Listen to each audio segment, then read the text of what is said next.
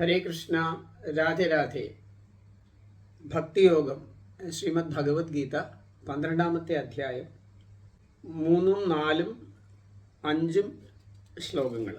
ഏതു അക്ഷരം അനിർദ്ദേശ്യം അവ്യക്തം പര്യുപാസത്തെ സർവത്രകം അചിന്യം ച കൂടസ്ഥം അചലം ധ്രുവം സംനിയമ്യേന്ദ്രിയഗ്രാമം സർവത്ര സമബുദ്ധയ തേ പ്രാപ്നുവന്തി മാമേവ സർവഭൂതഹിതേ രതാ. ക്ലേശോധികതരസ്തേഷാം അവ്യക്താസക്തചേതസാം അവ്യക്താ ഹി ഗതിർദുഃഖം ദേഹവദ്ഭിർ അവാപ്യത്തെ. ഭഗവാനിൽ മനസ്സർപ്പിച്ചുകൊണ്ട് നിരന്തരം ഇടതടവില്ലാണ്ട് ആരാണോ ഭഗവാനെ ഉപാസന ചെയ്യുന്നത് അവരാണ് യോഗവിത്തമന്മാരായിട്ടുള്ള ആളുകൾ. ശ്രീമദ് ഭഗവത്ഗീതയിൽ ഗുരുവായൂരപ്പൻ എല്ലാം വളരെ വ്യക്തമാക്കിയിട്ട് പറഞ്ഞിട്ടുണ്ട്. ആളുകൾക്ക് ഭഗവാന്റെ വാക്കുകളെ അനുസരിക്കാനല്ല ആഗ്രഹം. ഭഗവാനെ ഉപാസിക്കുന്നതാണ് അത്യുത്തമം എന്ന് ഭഗവാൻ പറഞ്ഞിരിക്കെ പിന്നെ ആ വഴിയെ സഞ്ചരിക്കേണ്ട കാര്യമുള്ളൂ നമുക്ക്. അതല്ല ഞാൻ ഈ വഴിയെ പോകൂ എന്നുള്ള ശാഠ്യം നമ്മുടെ അഭിമാനത്തിന്റെ ഫലമായിട്ടാണ്. ഏതോ അക്ഷരം അനിർദ്ദേശ്യം, അത് നിർദ്ദേശിക്കാൻ സാധ്യമല്ല.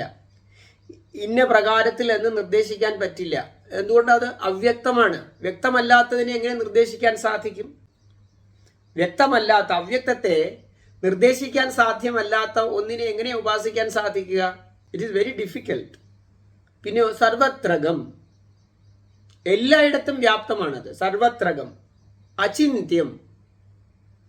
ഇത് ഭഗവാൻ എത്ര ഭംഗിയായിട്ടാണ് പറയുന്നത്. ഈ വാക്കുകളൊക്കെ ഉപയോഗിച്ചിട്ടും പിന്നെയും ഞാനല്ല, ഞാൻ അക്ഷരബ്രഹ്മത്തെ ഉപാസിക്കൂ എന്ന് ശാഠ്യം പിടിക്കുന്ന ആളുകൾ എനിക്ക് തോന്നുന്നു കേരളത്തിലാണ് അത് കൂടുതൽ. അത് അനിർദ്ദേശ്യമാണ്, അവ്യക്തമാണ്, അചിന്യമാണ്. ചിന്തിക്കാൻ സാധിക്കില്ല. അത് ആരാ പറയണത്? കൃഷ്ണൻ ആരാണ്? സർവകാരണ കാരണം. എന്തൊക്കെയുണ്ടോ, അക്ഷരബ്രഹ്മം ആയിക്കൊള്ളട്ടെ, അല്ലാത്തതായിക്കൊള്ളട്ടെ, ഏതൊക്കെ തരത്തിൽ ആധ്യാത്മികങ്ങളും ഭൗതികങ്ങളായും എന്തൊക്കെയുണ്ടോ ഇതിന് മുഴുക്ക കാരണമായിട്ടുള്ള ആള് ഗുരുവായൂരപ്പനാ. അത് അംഗീകരിച്ചാലും അംഗീകരിച്ചില്ലെങ്കിലും ഈശ്വര പരമ കൃഷ്ണ സച്ചിദാനന്ദ വിഗ്രഹ അനാദിരാദിർ ഗോവിന്ദ സർവകാരണ കാരണം. അങ്ങനെയുള്ള ആളാ ഇത് പറയുന്നത്. ഈ അക്ഷരബ്രഹ്മം എങ്ങനെയുള്ള അചിന്യമാണ്. അത് അചിന്യമാണ് എന്ന് ഭഗവാൻ പറഞ്ഞിരിക്കെ അതല്ല, ഞാൻ അതിനെക്കുറിച്ച് ചിന്തിക്കും, ഞാൻ അതിനെക്കുറിച്ച് മനനം ചെയ്യും, ഞാൻ അതിനെ സാക്ഷാത്കരിക്കും. ഭഗവാൻ ഇത്രയൊക്കെ അതിനെ വിശേഷിപ്പിക്കുന്നുണ്ട്. സർവത്രകം അചിന്യം ച കൂടസ്ഥം. കൂടസ്ഥ മാറ്റമില്ലാത്തത്, അചലം ഇളക്കമില്ലാത്തത്, ധ്രുവം എല്ലായ്പ്പോഴും ഉള്ളത്. ഇപ്പൊ ഈ ധ്രുവം എന്നിതിനെ പറയുമ്പോൾ ആൾക്കാർ അക്ഷരബ്രഹ്മം മാത്രമേ ഉള്ളൂ എല്ലായ്പ്പോഴും നിത്യമായുള്ളത്. ഭഗവാന്റെ നാമരൂപങ്ങൾ എന്താ പറയുക? അത് രൂപത്തോടു കൂടിയല്ലേ. രൂപത്തോടു കൂടിയത് അഴിഞ്ഞു പോകും, ഇല്ലാണ്ടാകും എന്നൊരു ധാരണയാണ്.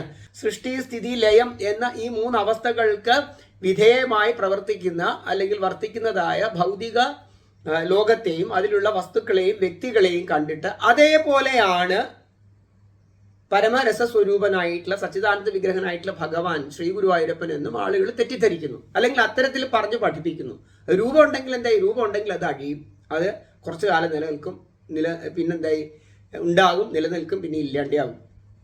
അത് ഭൗതിക ലോകത്തിന്റെ ഘടനയാണ്. ഭഗവാൻ എല്ലാ കാലത്തും ഉണ്ട്.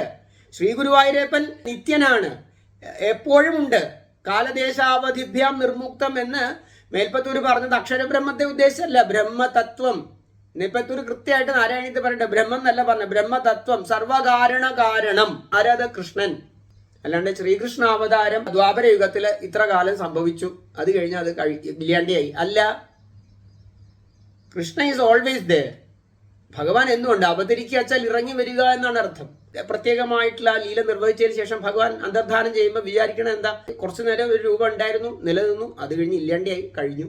അല്ല, പഞ്ചഭൂതങ്ങളെ കൊണ്ടിട്ടോ അല്ലെങ്കിൽ പ്രകൃതിയുടെ 24 ഘടകങ്ങളെ കൊണ്ട് കൂട്ടിച്ചേർത്തുണ്ടാക്കിയതായിട്ടുള്ള ഒരു രൂപമല്ല ഭഗവാന്റേത്. സച്ചിദാനന്ദ വിഗ്രഹനാണ്. സച്ചിദാനന്ദ വിഗ്രഹനായിട്ടുള്ള ഭഗവാൻ ശാശ്വതനാണ്, നിത്യനാണ്. അതുകൊണ്ട് ധ്രുവം എന്ന വാക്ക് ആളുകൾ അക്ഷരബ്രഹ്മത്തെക്കുറിച്ച് ചിന്തിക്കും,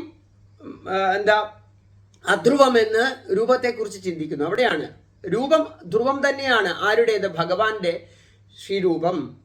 അനിർദ്ദേശ്യമായിരിക്കുന്ന, അവ്യക്തമായിരിക്കുന്ന, സർവത്രകമായിരിക്കുന്ന, അചിന്യമായിരിക്കുന്ന, കൂടസ്ഥമായിരിക്കുന്ന, അചലമായിരിക്കുന്ന, ധ്രുവമായിട്ടുള്ളതായ ഈ അക്ഷരത്തെ ഉപാസിക്കുന്ന ആളുകൾ അവരെങ്ങനെ ഉപാസിക്കുന്നത്? സംനിയമ്യ ഇന്ദ്രിയഗ്രാമം. തങ്ങളുടെ ഇന്ദ്രിയങ്ങളെ സമ്യക്കാകും വണ്ണം നിയന്ത്രിച്ചുകൊണ്ട് സർവത്ര സമബുദ്ധയ, എല്ലാ ദിക്കിലും സമബുദ്ധിയോടുകൂടി, സമഭാവനയോടുകൂടിയിട്ട്, സമബുദ്ധിയോടുകൂടിയിട്ട് ഈ അക്ഷരത്തെ ഉപാസിക്കുന്ന ആളുകളും തേ പ്രാപ്നുവന്തി മാമേവ, അവരെന്നെ തന്നെ പ്രാപിക്കും. അനിർദ്ദേശ്യമായിട്ടുള്ള, അചിന്ത്യമായിട്ടുള്ള, അവ്യക്തമായിട്ടുള്ള ഇതിനെ ഉപാസിക്കേണ്ട കാര്യമില്ലല്ലോ. സുവ്യക്തമായിരിക്കുന്ന, സുനിർദ്ദേശ്യമായിട്ടുള്ള, ചിന്തിക്കാൻ സാധിക്കുന്നതായ, നിങ്ങൾ വിളിച്ചാൽ നിങ്ങളുടെ അടുത്തേക്ക് ഓടി വരുന്ന, അചലമല്ല, എവിടേക്കും പ്രകടമാകും നിങ്ങളുടെ അടുത്തേക്ക് ഓടി വരുന്നതായിട്ടുള്ള, നിങ്ങൾക്ക് ആവുന്ന കാലത്ത് നിങ്ങൾ ഗുരുവായൂരപ്പനെ ഭജിച്ചാൽ, വിചാരിച്ചു കഴിഞ്ഞാൽ നിങ്ങൾക്ക് വയ്യാണ്ട് ഒരു കാലത്ത് കട്ടിൽ കിടക്കുന്ന സമയത്ത് ഗുരുവായൂരപ്പൻ നിങ്ങളുടെ അടുത്തേക്ക് ഓടി വരും. ഇങ്ങനെയൊക്കെ ഭഗവാൻ ഇത്ര കണ്ട് ഉദാരമതിയായി, ഇത്ര കണ്ട് കരുണാനിധിയായിട്ടുള്ള ആ ഭഗവാനെ ആശ്രയിക്കേണ്ടതിന് പകരം ഈ അക്ഷരത്തെ ഉപാസിക്കേണ്ട കാര്യമില്ല. കാരണം അക്ഷരത്തെ ഉപാസിച്ച് കഴിഞ്ഞാലും അവരും ആരുടെ തന്നെ അവസാനം ആരുടെ അടുത്ത് എത്തുക? അവസാനം ഗുരുവായൂരപ്പൻ്റെ അടുത്ത് തന്നെ എത്തും. പിന്നെ ആദ്യം ഗുരുവായൂരപ്പനെ ഉപാസിച്ചാൽ പോരെ. ഈശ്വരപ്രാപ്തി വളരെ ലളിതമാണ് ഭഗവാനെ ഉപാസിക്കുന്ന ആളുകൾക്ക്. ഉറുമ്പിലും ബ്രഹ്മദേവനിലും മഹാദേവനിലും സകല ചരാചരങ്ങളിലും ആത്മരൂപേണ പ്രകാശിക്കുന്നത് ശ്രീ ഗുരുവായൂരപ്പൻ തന്നെയാണ്. അപ്പൊ സകല ചരാചരങ്ങളുടെയും ഹിതത്തിൽ ആകാംക്ഷയുള്ള ആളുകൾക്ക്, അല്ലെങ്കിൽ അതിൽ താല്പര്യമുള്ള ആളുകൾക്ക്, അവർ വാസ്തവത്തിൽ അവരറിഞ്ഞാലും അറിഞ്ഞില്ലേലും ആരെ തന്നെയാണ് ഉപാസിക്കുന്നത്? ഭഗവാനെ ഉപാസിക്കുന്നു. അതുകൊണ്ടാണ് അവരെത്തുന്നത്. സർവത്ര സമബുദ്ധയ. ഈ സർവത്ര സമബുദ്ധയ സർവഭൂത ഹിതേരതി എന്നുള്ളതൊക്കെ ഉണ്ടല്ലോ, അതൊക്കെ ഉണ്ടാക്കിയെടുക്കാൻ നല്ല ബുദ്ധിമുട്ടുള്ള കാര്യമാണ്. ഭഗവാന്റെ നാമരൂപങ്ങളിൽ നിന്ന് അന്യമായി ഈ അക്ഷരബ്രഹ്മത്തെ ഉപാസിക്കുന്ന ആളുകളുടെ ചരിത്രം നിങ്ങൾ എവിടെ വേണേ എടുത്തോ, അവർക്ക് എവിടെയെങ്കിലും വെച്ചാൽ കനത്തൊരു വീഴ്ച പറ്റിയിട്ടുണ്ട്. ഗുരുവായൂരപ്പന്റെ ഭക്തന്മാരിൽ ഈ സമബുദ്ധി, സർവഭൂതങ്ങളുടെയും ഹിതത്തിലുള്ള ആകാംക്ഷ, രതി, ഇതെല്ലാം അവരിൽ തനിയെ തന്നെ സംഭവിക്കേണ്ട, എന്തൊക്കെ വേണോ അതെല്ലാം അവർക്ക് കിട്ടും. ശ്രീ ഗുരുവായൂരപ്പന്റെ ശ്രീചരണ കമലങ്ങളിൽ പരിപൂർണമായ സമർപ്പണമുള്ള ആൾക്കാരാണ്. അവർക്ക് വേണ്ടതൊക്കെ ആരാ കൊടുക്കുന്നത്? അവരുണ്ടാക്കിയെടുക്കുന്നതല്ല. അതാണ് നിങ്ങൾ അഭിമാനത്തോടുകൂടി ഞാനിത് ഉണ്ടാക്കിയെടുക്കും എന്നുള്ള അഭിമാനത്തോടു കൂടിയുള്ള സ്വപ്രയത്നവും, മറ്റൊന്ന് സ്വപ്രയത്നമല്ല, ഭഗവാന്റെ കാൽക്കലേക്ക് ഒരൊറ്റ പ്രയത്നം ചെയ്യണല്ലോ. എന്ത്?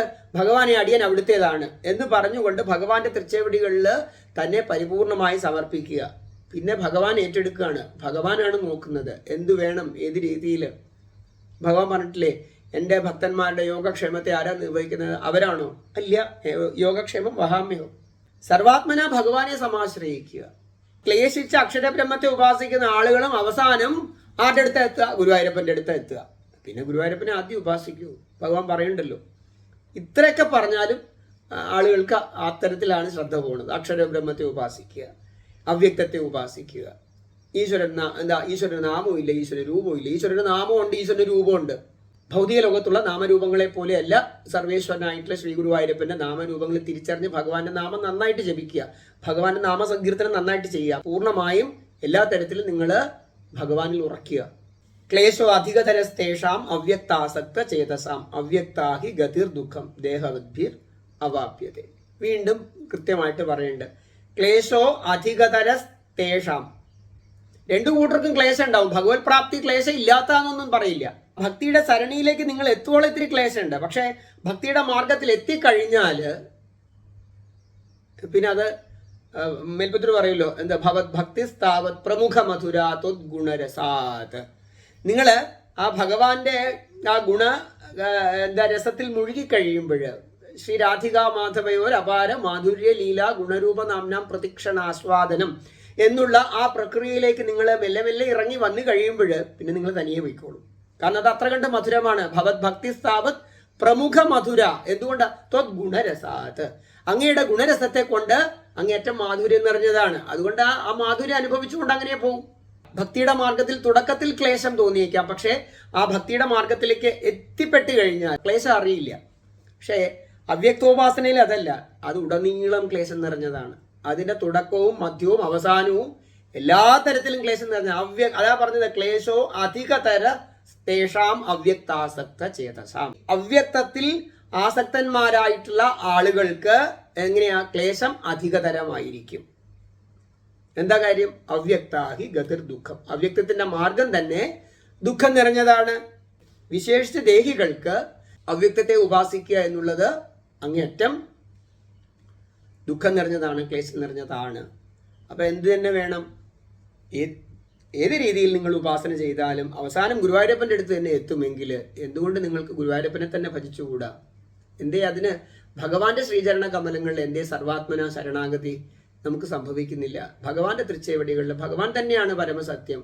ആ ഭഗവാന്റെ തൃച്ചേവടികളെ സർവാത്മന ആശ്രയിച്ചുകൊണ്ട് ഭഗവാന്റെ തൃച്ചേവടികൾ മുറുകെ പുണർന്നു കിടക്കാൻ എന്തേ നമുക്ക് വൈമുഖ്യം? ആ വൈമുഖ്യത്തെ, ആ അഭിമാനത്തെ ദൂരേക്ക് വലിച്ചെറിയൂ. ഭഗവാന്റെ തൃച്ചേവടികളെ സർവാത്മന ശരണം പ്രാപിക്കും. അത് തന്നെയാണ് ഭഗവാൻ പറയണത്. രാധേ രാധേ.